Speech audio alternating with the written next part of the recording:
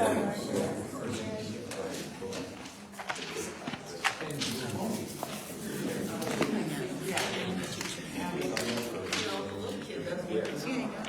chapter 3 today?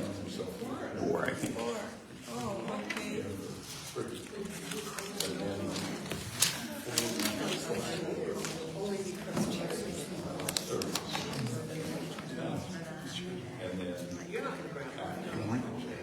Well, good morning, and both in person and then as people are joining online, and whether now or later, we're getting started just a little bit late, and it is a great opportunity for an illustration on wisdom. And let me pray for us, and then I will tell you what the illustration is. Lord, thank you for this morning, and ask your blessings over us as we come to your word. It is one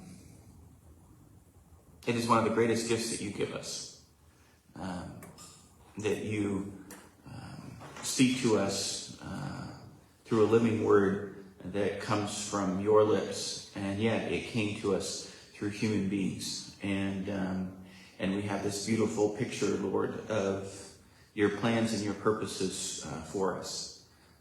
This life where there's you, there's us, but really the life is you in us and with us and for us. And we have a part to play, and yet you are our leader and the center of our lives. And so as we continue to pursue wisdom together, because you call us to pursue it and to love it and to desire it. And then we stand back and think about your goodness and your greatness. You call us to pursue that which is best for us. We want to say thank you. Bless us today in our studies in Jesus' name. Amen. So,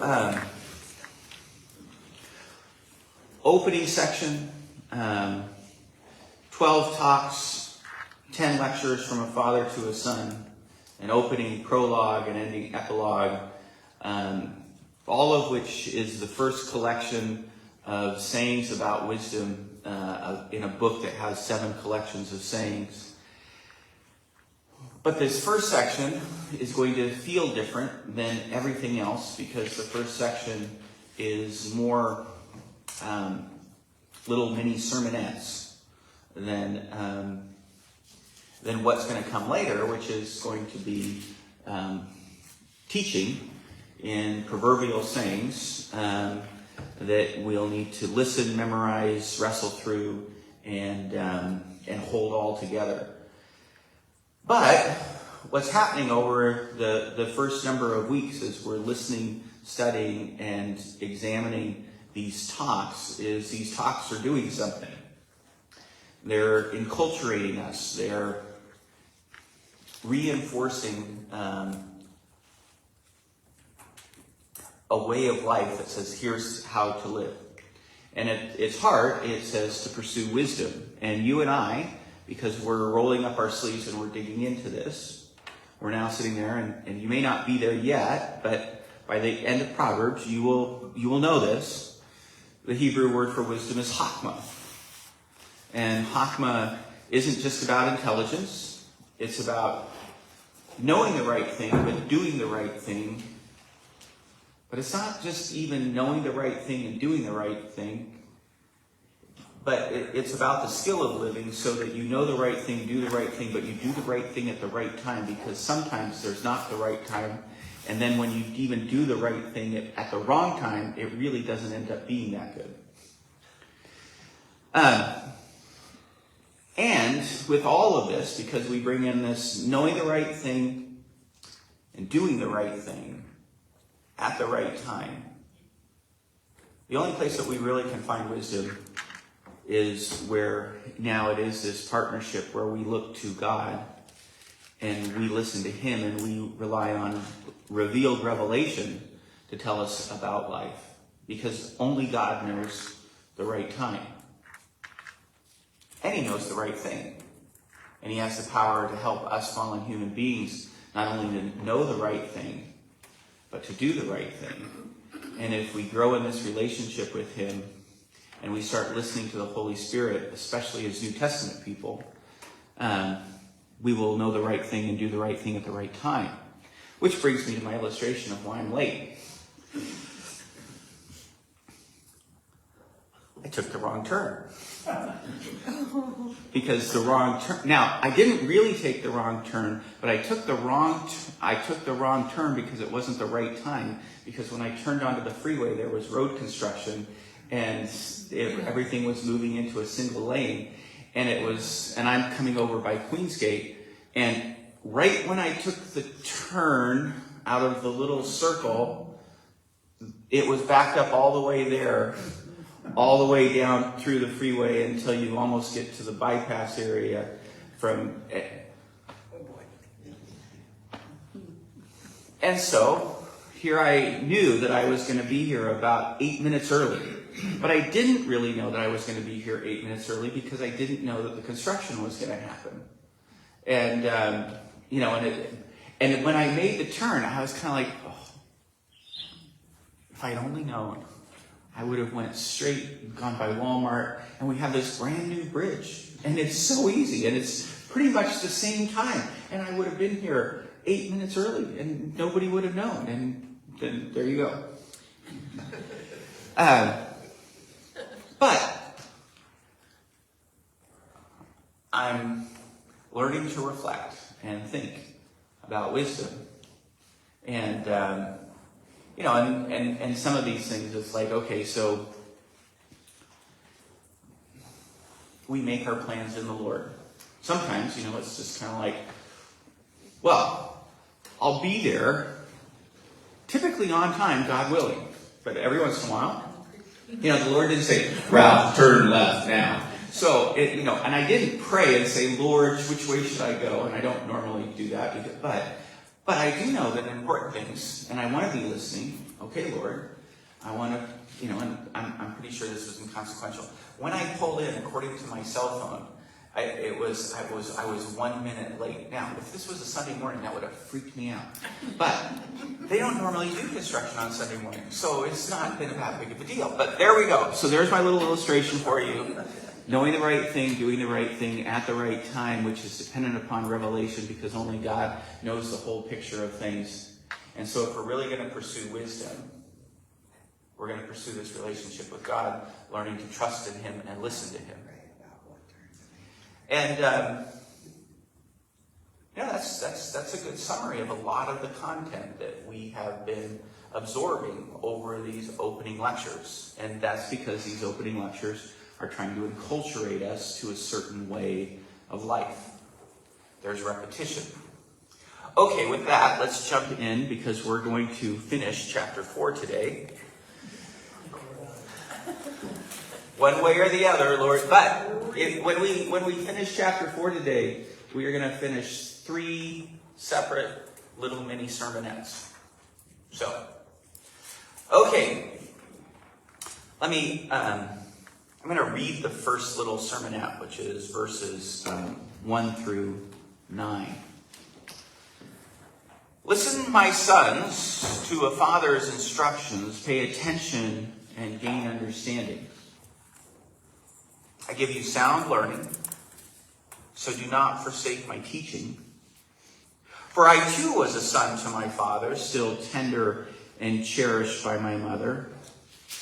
And then he taught me, and he said to me, take hold of my words with all your heart, keep my commands, and you will live. Get wisdom, get understanding. Do not forget my words or turn away from them. Do not forsake wisdom. And she will protect you, and love her, and she will watch over you. And the beginning of wisdom is this: get wisdom. Though it costs all you have, get understanding. Cherish her, and she will exalt you. Embrace her, and she will honor you. She will give you a garland to grace your head and present you with a glorious crown. So, we've been listening to a father primarily speak to a son. And now, the first thing that kind of sticks out is it says, "Listen, my sons." And so, this is the part where it's easier when you're reading it all together, right? But, we're doing this through weeks, but you sit there and go, okay, this isn't just a father and a son, this is father and my sons. Okay, that's cool. So there's more than one, and which that could be. But then what ends up happening is that the father ends up telling the sons, maybe, I'll tell you what it may be in a moment, about what his father told him when he was a son. And this is part of the way of wisdom. And we'll talk about that a little bit. But here's what's interesting. So, here's one of the differences between, as far as with language, with Hebrew. So, when we talk about time, we can talk about something where we can examine something diachronically or synchronically. I'm having fun here. I'm using these big fancy words. So, but diachronic, which is coming from the Greek, means through time, and synchronic means together with time. And so, a diachronic reading would be one where, if you wanted to read the Old Testament diachronically, what you would do is that you would then read and, all of the revelation that comes from the 14th century BC, you would read that with the sense of what was the first thing and what was the last thing. And then you would move forward, and then you would read the next groups of writing, so that you're reading through time of what was appearing in Revelation in the first millennium BC and 900 BC and 800 BC, all the way down to 400 BC with the close of the canon. So that would be a chronological, but the way you're doing it chronologically is diachronically. You're doing it through time, as time is going by. Synchronically is all together. Well, most likely, this little phrase here, "Listen, my sons, to a father's instruction," is diachronic and it's through time, and the sons is not picturing a group of sons sitting before one father, but it's talking about the sons of the fathers of the family. And I'm hopefully, I'm glazing you over in your looks. So, most likely what's going on in this passage is the reference to sons is not only to the father's son, but he's even talking about when he was a son before his father. And it's not really picturing one dad with multiple sons before him, but it's talking about the sons of this family line who are receiving wisdom from their fathers. And then what ends up happening here is that then he, as somebody who was a son, but is now a father, is talking to his son about when he was a son and what his father told him, and now why he lives the life that he lives, and then why he's telling his son. Okay.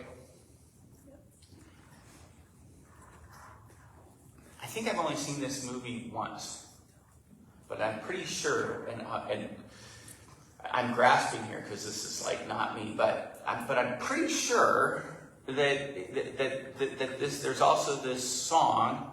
And is it Fiddler on the Roof? And it talks about tradition, right? I got that one right? Okay. So I was 13 when I saw that movie. But tradition. So, unlike today, in our culture, where we basically kind of throw out the past and we assume that the future is the place that always has the best and the brightest ideas, and anything that has too much to do with the past probably is out of sync. And am I isn't that kind of our culture, is that we're kind of losing a sense of our history, and we kind of assume that things of the old things, aren't quite as smart or with it as the new things? With the newer generation, yes. With the newer generation. That is not what's being said here. What's being said here is that, okay, our traditions are important.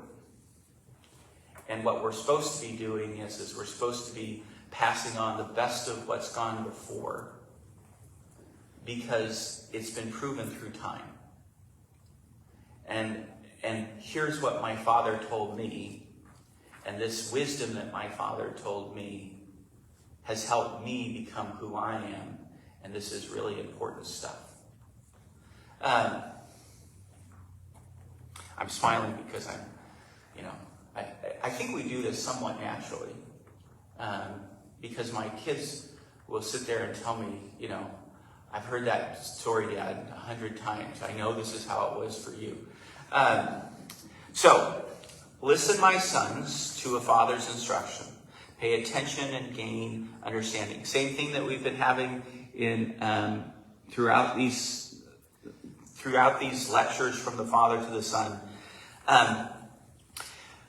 One thing that probably we haven't hit on too much so far is this word for instruction. Remember that this idea of instruction that's being presented here is not soft and cuddly where everybody gets a participation trophy. If you don't listen to this, there's going to be consequences. There's even the expectation that parents would discipline their children,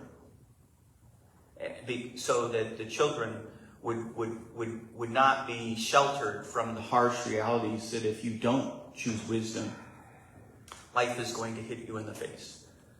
And so that's the part where, it is not a loving thing to do to let your little infant play with forks around electrical sockets. And it's not their fault, and at that point you're going to go in, but then the little infants grow up into little toddlers, and then the little toddlers grow up, and if you're not appropriately responding to the situations, you as the parent isn't giving instruction. And so, when you hear that a father's instruction, it is an idea of discipline that has consequence. Pay attention, gain understanding. I give you sound learning, so do not forsake my teaching. And then we get into this in verse 3. For I too was a son to my father, still tender and cherished by my mother. And now, we're typically picturing here in Proverbs a father who is speaking to his older child, probably 20s, helping them understand how to make the next step from adulthood into a place of respect in the community where that you could be an elder. But as he talks about pursuing wisdom, seeking wisdom, gaining wisdom, let me tell you about what my father told me. We can presume on what's happened here that what he grew up with was a father who was giving him this sort of instruction all the way along.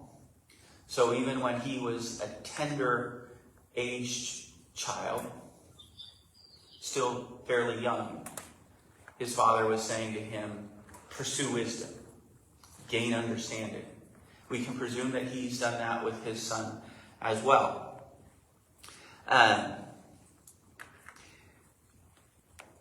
He taught me and said to me, take hold of my words with all your heart, keep my commands, and you will live. Now, remember the word instruction? And that idea that I'm going to tell you something and there's going to be consequences if you don't do it. And then the father sat there and he gave commands. And there was a sense of expectation. Man, my poor kids. They're not watching this, So, last week,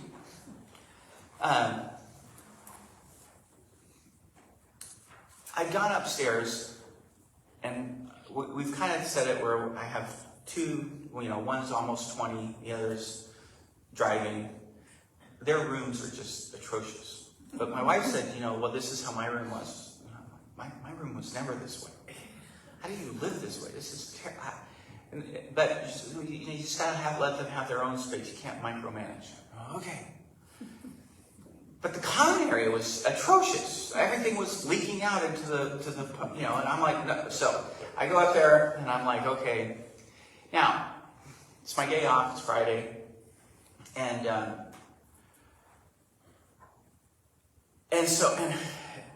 one of them worked late, and so I was like, okay, so they're teenagers. I get it. Neither one of them. They're working, but they're not at work yet.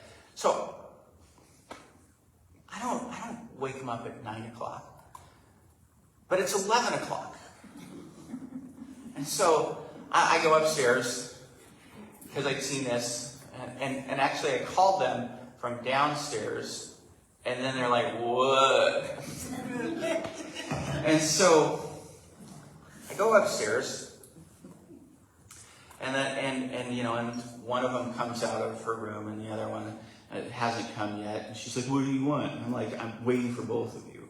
And so then I call for the other one, and then I hear, ugh. And then it's like, okay, yeah, out, I'm tired.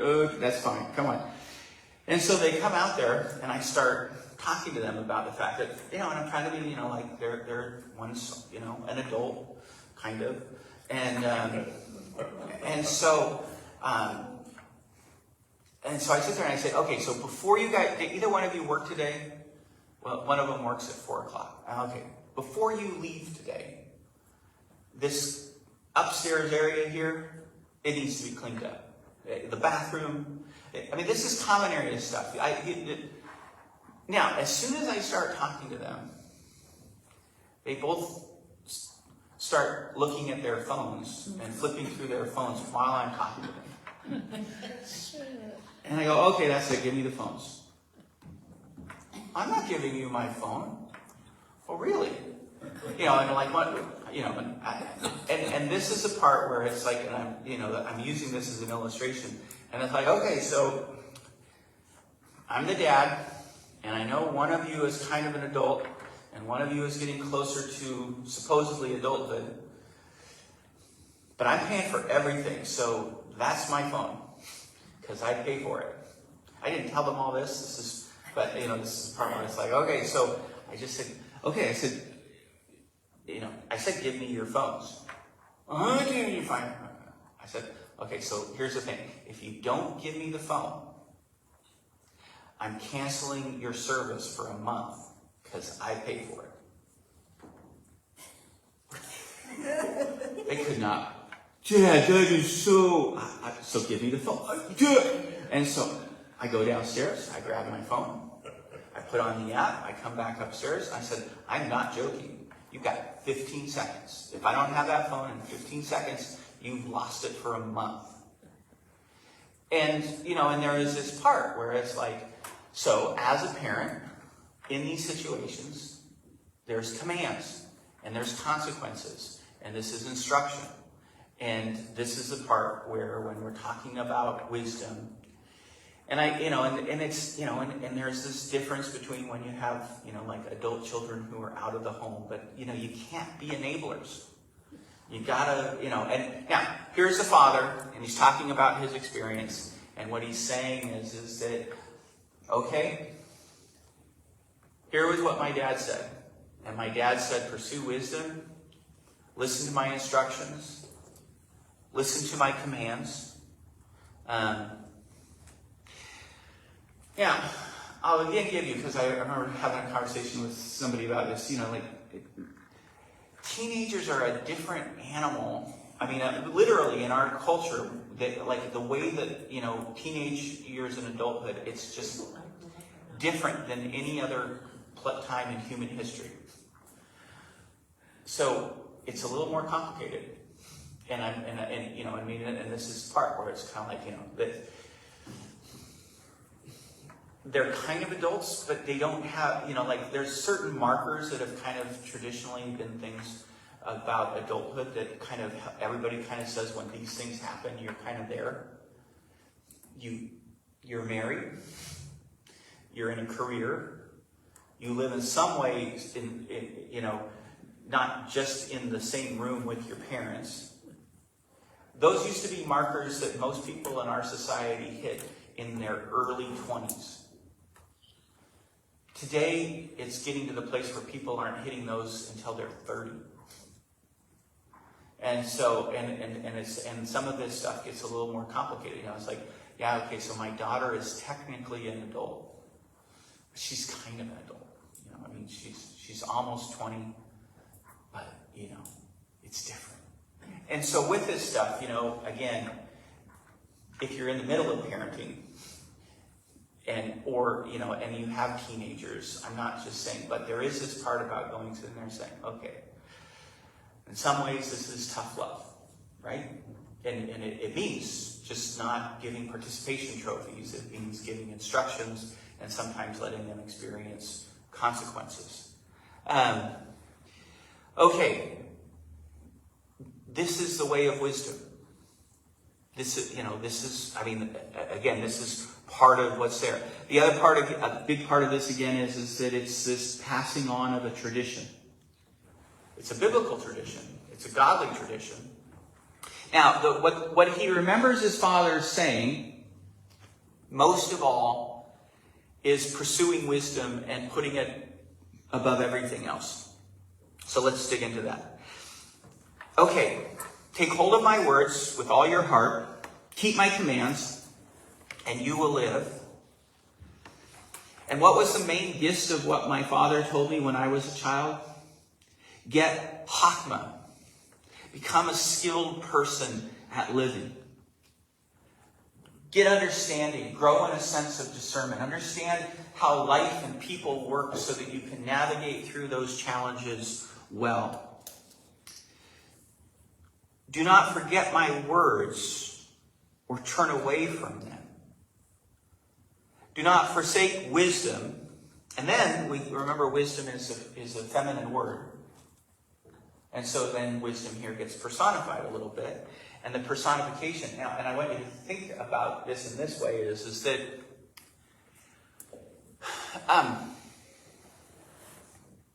in almost every culture through human history,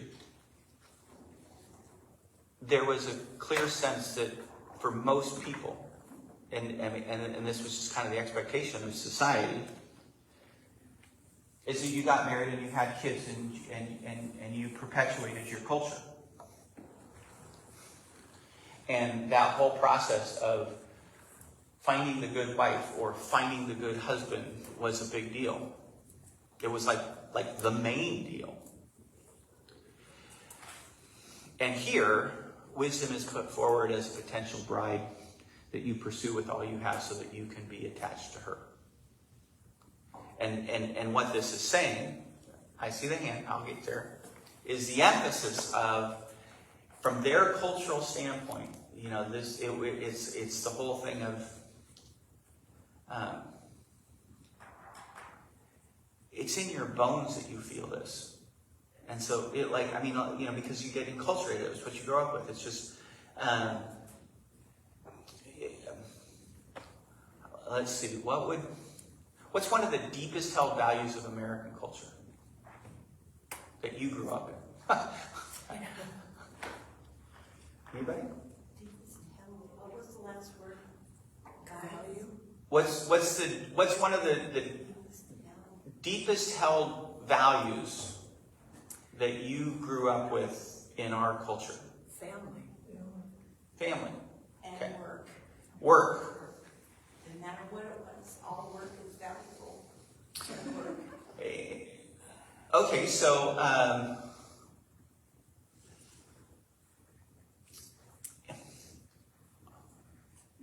yeah, that's right. So we look at this generation who like what's it like emerging is what if they don't like to work? Yeah. What if they sit there and they just say, everything should just be they would never say this, right? But everything should just be given to me. Why can't they just write checks and just send me money and then I can just do whatever I want to do and I don't have to go to work and earn anything? Some do it. I know. It's tongue-in-cheek now coming out of my mouth because there is this part where we're beginning to hear some of this stuff. And what happens inside you is your gut turns. Don't you know how good it feels when you've worked a hard day and then you've made a difference with, the labor of your hands, and it gives you a sense of value and stuff? And that's something where when that gets enculturated into you, it's something that you feel in your bones.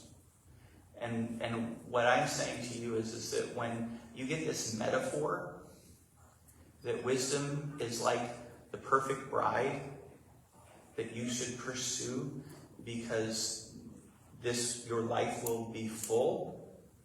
This is something, that metaphor is something that you're going to feel in your gut, and it's like, and it's speaking powerful. This is what, and so again, pursue wisdom. It's better than precious gold. We've heard this before, but part of, for me in this, is that we try to feel the text. And we try to put ourselves back and go, Pat, you had your hand up and I ignored it earlier, but... It's okay. I was just thinking that, so the laying of maturation in our culture of our teenagers and our young adults is because we do not expose them to work, or we don't, I'm trying to make a connection to what we're saying here. Okay, so and I'm going to repeat so people can hear this. So I gave an observation about what is a common observation is that the typical markers for adulthood are getting delayed and they are harder to achieve for people. And so we're having what's sometimes described as a prolonged adolescence.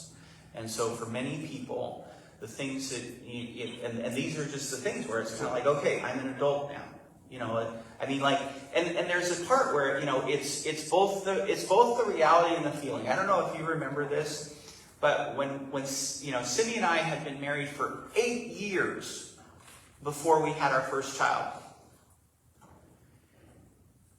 And then we had our first child, and I read lots of books. I knew stuff. Like parenting and all that stuff. I was all over it. And I was still sitting in the hospital going, are they really going to let us leave with this child? Because there's just the lived experience is different. It's real. It's reality here. Okay. We're doing it, and then there's those things when you're living through it, where Hannah's sick and she has a little bit of a fever and then it's like, do we take her to the emergency room? I don't want to be this overreactive parent who's freaking out over something that's just normal. And so we get into the car, we start driving, and then we say, let's go back because I don't think this is that serious. And there's just that, but until you live it, you don't know it. Well, this is the part where we should all be empathetic. We're living in a culture that, it's more of an information age. A lot of people's careers, you don't just get an undergraduate, but you got to get a graduate degree. And that's, and there's that part of the reality of things. And then there's the whole thing that, well, you can't really get married until you're in your career. And then there's the whole reality that for a lot of people, they're children of divorce and marriage looks like a scary proposition and they don't want to repeat the mistakes of their parents. And then we have a more sexually permissive culture, and so then it's kind of like, well, you can just hook up with people and you can be sexually satisfied, and then maybe you want to try things out before you really get married, so you start just living together. And we were raised in a time where just shacking up is not the way that you do it, and so, and if you're being driven where you want to, you should get married. And so there's this, milieu of just challenging values. And then the answer is probably yes.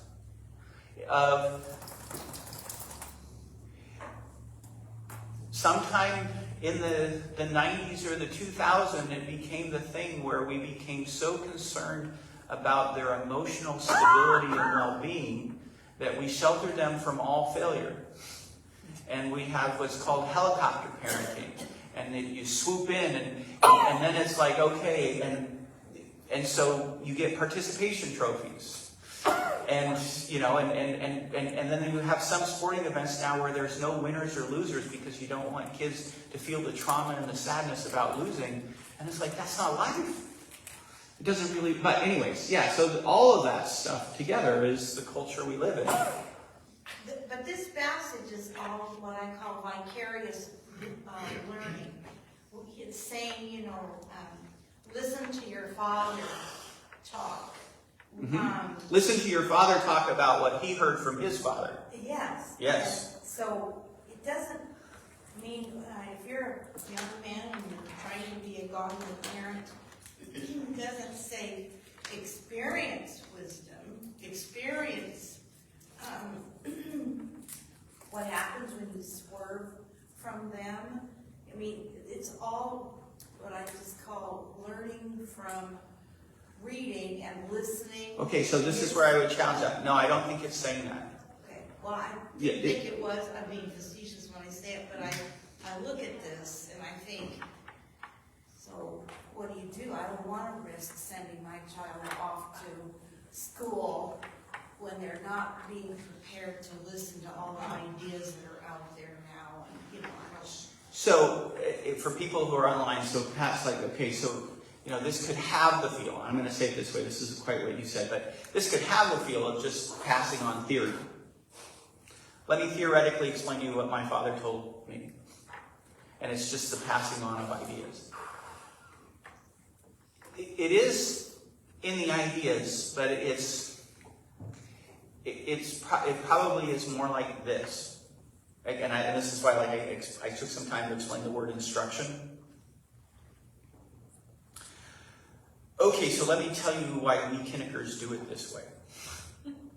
And when I say that this is how we Kinnickers do it, you've experienced how we Kinnickers do it your whole life. So I'm not just giving you an idea, I'm now kind of verbalizing the experience that you've had growing up in this family for the last 15 years. You know, so we Kinnickers roll up our sleeves and we work. And when you sat there and you were kind of like, well, I'm 7 years old and it's a Saturday and I want to stay home and I want to watch cartoons, and it's like, nope, you're coming with me and you're going to cut wood all day long. That's what we Kinnickers do. And you know, and then someday when you're older and you get a job and they ask you to do work, you're going to laugh because it's really easy.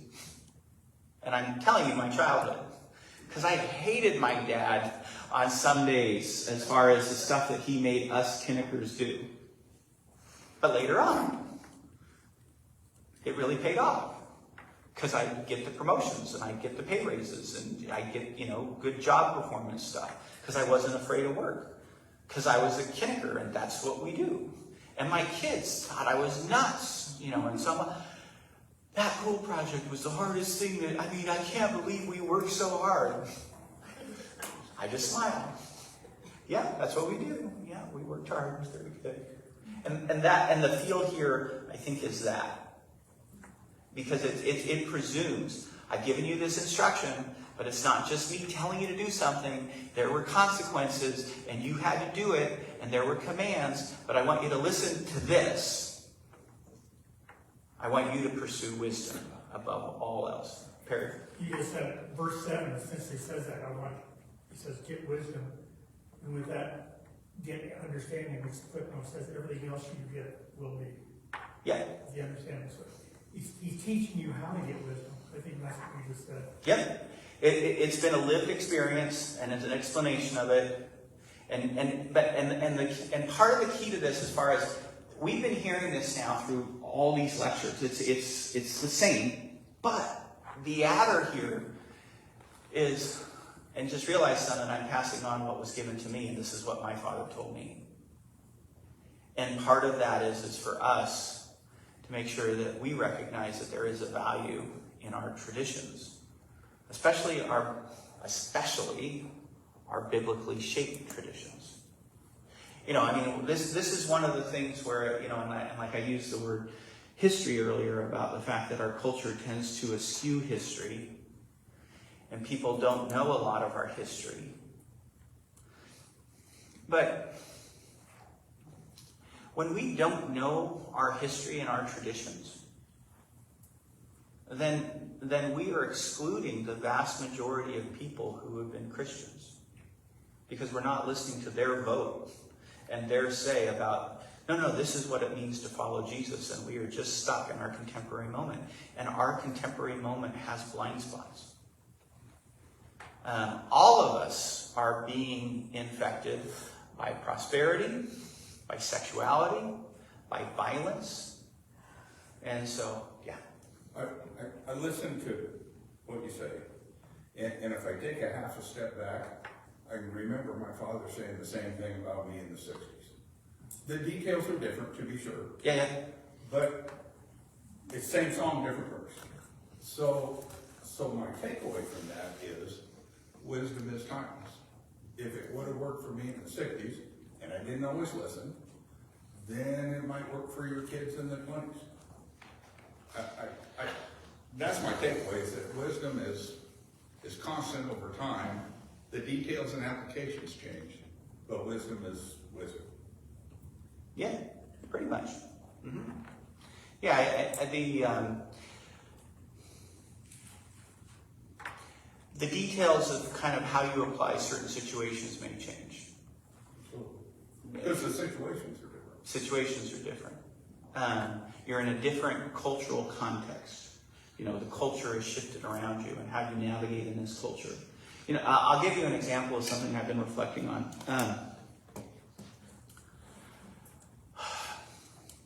I think that one of the things that all of us as Christians are going to have to wrestle through and understand a little bit more than maybe we do right now, but maybe we kind of ever really have, is that we need to understand the biblical sex ethic. And you see, I say that, and I think it's a little bit different, because we are now living in a society where the society around us is making sexual identity the most important thing. And there has never been a time in human history where identifying yourself as a sexual being is the most important thing about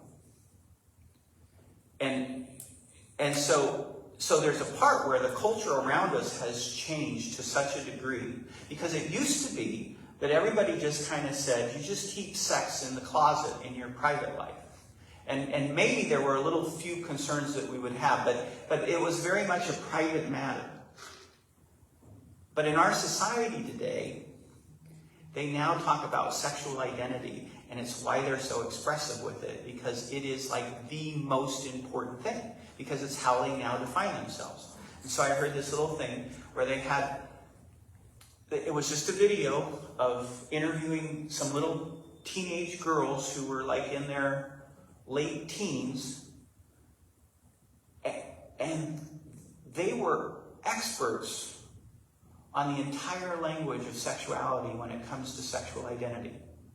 Well, I'm a trans, masc, pansexual, I used to be, but I think I was homosexual, but now I might be bi, but I think I'm moving towards pan. And they're just going off, and they are talking for like 5 minutes, all of them, about how they identify themselves, and it's like the most important thing in the world.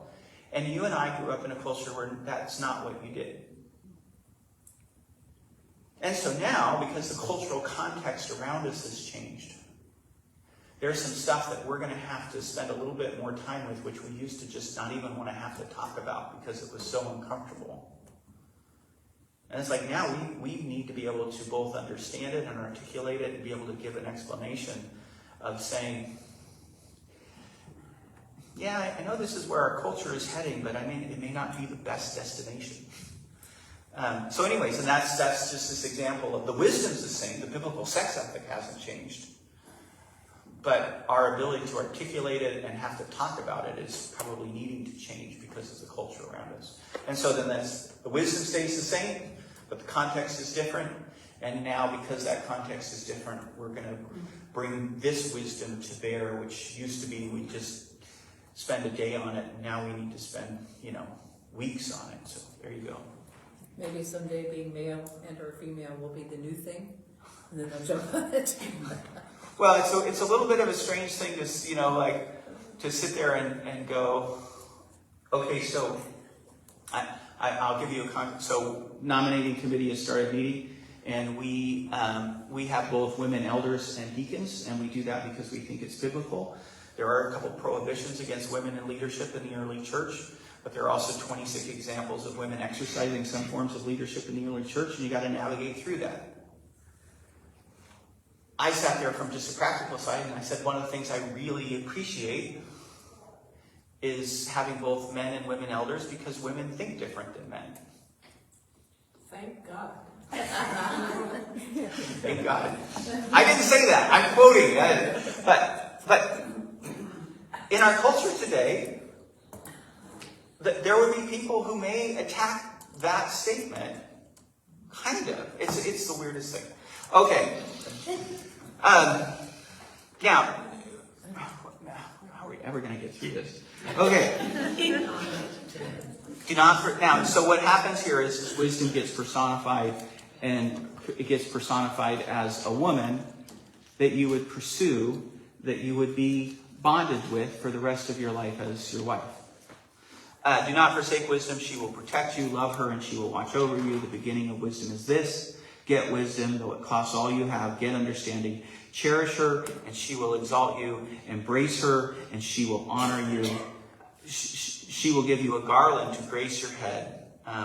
Some translations might put crown. A garland was a type of a crown. You won the prize. I mean, that's the imagery that's going on there. You cashed in. You married a winner. You got it. If you pursue wisdom, you're going to feel like that. Okay. We'll do one more, maybe. Okay, listen, my son, accept what I say, and the years of your life will be many. This is a new little sermonette, by the way. I will instruct you. Part of the marker for this is we had my sons, and then I told you that that's probably picturing the reality of through time. You're seeing the word spoken both to this son and then his son, and that's kind of grouping together, and it's kind of an interesting Hebrew thing. Here, listen, my son, back to the father talking to his son. Accept what I say, and the years of your life will be many. We've heard this before. It's the same promise. Wisdom is skillful living. Pursuing wisdom is going to help you live life well. It's also going to help give you a long life. This is not an absolute promise. Some people will pursue wisdom and something happens. This is just, generally speaking, if you're more skilled at living, you will live a better life. I instruct you in the way of wisdom and lead you along straight paths. When you walk, your steps will not be hampered, impeded, pulled back. You will run, you will not stumble. You'll make life work. You'll get there. You'll set a plan. You'll instigate the plan. You'll execute it. You'll do it. It'll be successful. There you go. Hold on to instruction. Do not let it go. Guard it well, for it is your life.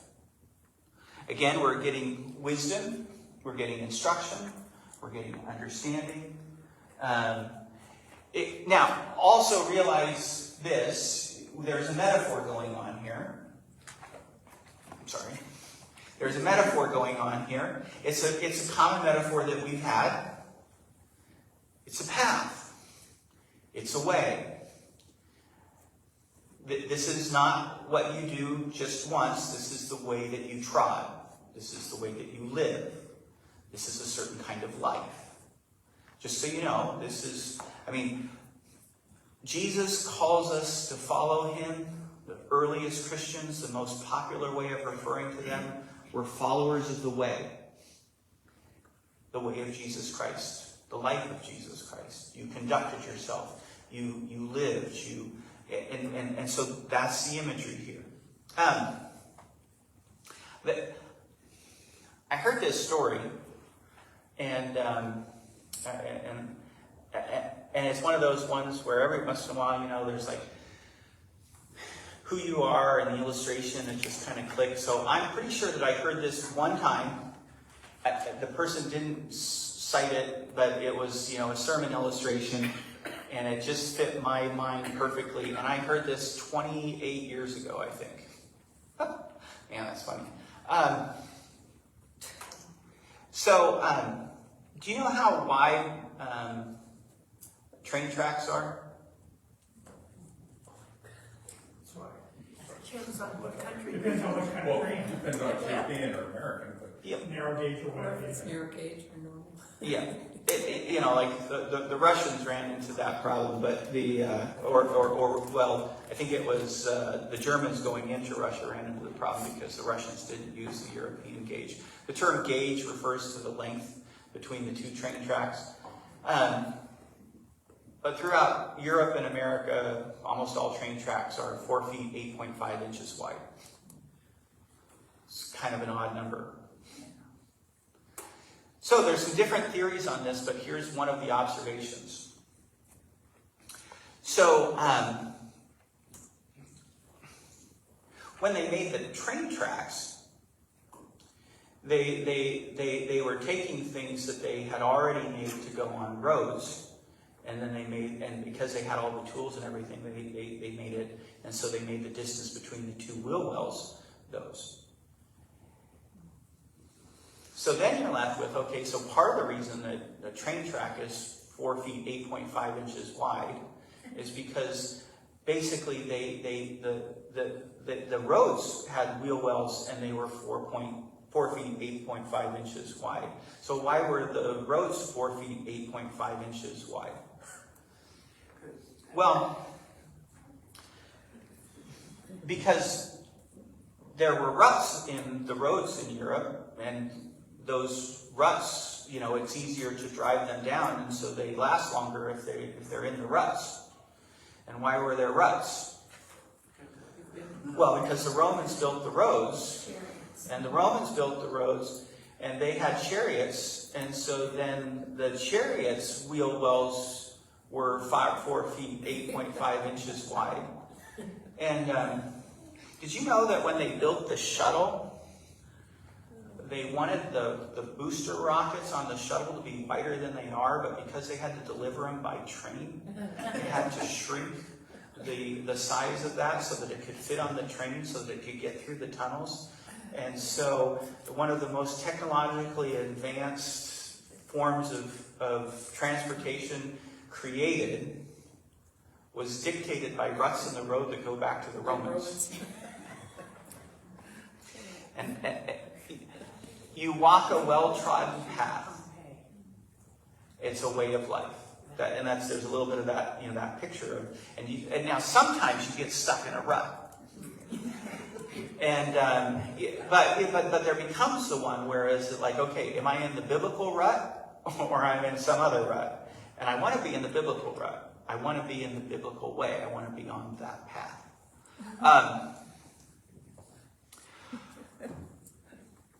Because, first part, you get on the biblical path, it goes well. Second part, this is a warning. This is a little bit like the first speech at verse 14. There's the alternative.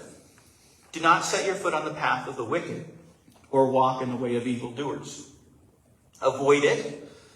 Do not travel on it. Turn from it and go on your way.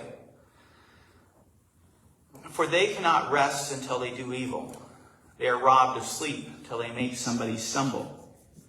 They eat the bread of wickedness and drink the wine of violence. And, and so, follow my instruction. Live in this way. But don't go the way of evil. Run from it. Don't pursue it. Realize that it will try to entice you. And it happens. I mean, this is the part where you and I, we now read this and we read it through the New Testament, and we are absolutely convinced that there are dark spiritual forces, and in fact personal spiritual forces of Satan and his demons who are trying to tear us down, and they will work to help tempt us. Now, they don't need much help because you and I have a fallen nature. But there are times when we would choose to do good, but then others will come along and they will try to entice us to do evil. And it never ends. There will always be active agency in this world that will try to tear you down. And there is this a little bit where, like, I'll jump on the sexuality thing.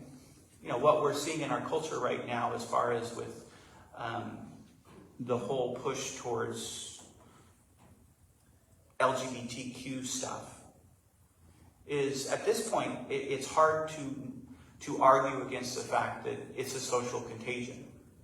That, there are literally thousands of TikTok sites, or however that works, where they are presenting their videos to help you identify in your LGBTQ way. And so we've gone from the people who, sometimes called the Founders Generation, who fought World War I, where 0.3% of them identified in any way as LGBTQ, to then the Boomer generation, where it was under 1%, to the Xer generation, where it was about 1 to 1.3%, to the Millennials, that started to be more like 4 or 5%, to now Gen Z, where it's 20%. And that's not genetics, that's social influence. And that's where, now, that social influence for LGBTQ, sorry to say this, but it goes back to the 60s and the sexual revolution, where there was this push to say we want to expel Christian morality, and especially the biblical sex ethic, and we want to replace it with something else. And in the beginning, it was just basically heterosexual, do whatever makes you feel good. And now it's expanded out, because whatever makes you feel good might not be what was traditionally part of the Judeo-Christian sex ethic. So there is going to be this part where there are these influences, and so that's the warning. And then after, there's this path, and there's this path, and then verses 18 and 19, the path of the righteous is like the morning sun, shining ever brighter till the full light of day. But the way of the wicked is like deep darkness. They do not know what makes them stumble.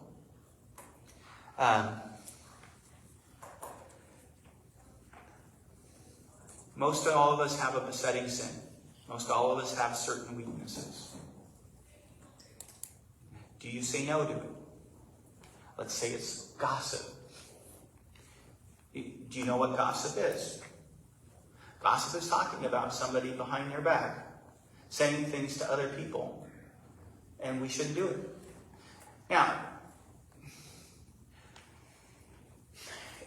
if I were to sit there and talk to Sean and say, I think Sally's a great person, I would not be doing gossip, right? I'd just be saying something that I really like Sally, and I think that she's an admirable Christian. Did you hear? I cannot believe that she did that. Now I'm treading into this thing. People do all this stuff all the time. But you and I shouldn't, because it's evil. And the thing is what we tend to do is and oftentimes in our areas, we aren't good judges of it, and we sit there and we dismiss it. Oh, well, that's not a very big deal. I mean, it's not like I steal banks or anything like that, or I kill anybody. But the whole point of it is no, that's my area where I'm pursuing evil, and it's not good. And you and I, we should be listening to this with a sense of diligence, a sense of passion, a sense of conviction. I'm not, first of all, looking at everybody else and saying, what evil do they do that I pat myself on the back for? What I look at is, where are my weaknesses and how am I responding, so that when it comes to walking the right way, I choose that path of righteousness. Okay, I will get off the little sermon, which is Solomon's little sermon. And I have bad news. So originally we were going to go till the 13th of July. But on the 13th, they're already going to be setting up for VBS. And so then I was kind of like, so we're going to end in June. So we have one more week left. And you know, the one nice thing is we're going to be more than halfway through the Father's speeches. And you're probably going to be like, okay, man, I am getting preached so much. And so when we come back, it'll be like a fresh start, except we'll be in the middle of the speeches. And it'll be the same thing with a little bit of addition. And then we'll get into the proverbial sayings. Any prayer requests for today? Pray for Alpha. Starts tomorrow. Okay. And I heard we have some people who are coming. I believe so. Yeah. Lord, we want to lift up the young adult Alpha and pray for the leadership. Oh, Lord, especially Josh and Connor, may you bless them.